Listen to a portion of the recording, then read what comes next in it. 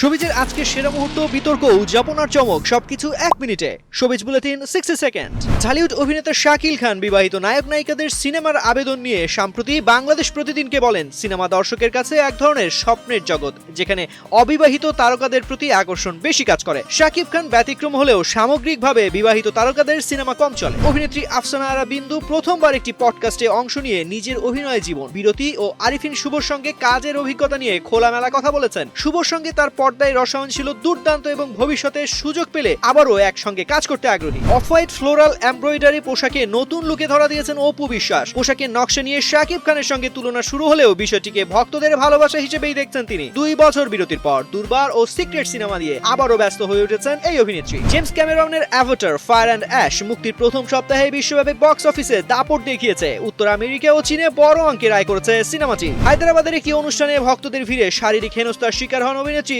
নিধি আগারওয়াল। পর্যাপ্ত নিরাপত্তার অভাবে আতঙ্কিত হয়ে পড়েন তিনি এবং ঘটনার ভিডিও সামাজিক মাধ্যমে ছড়িয়ে পড়ে।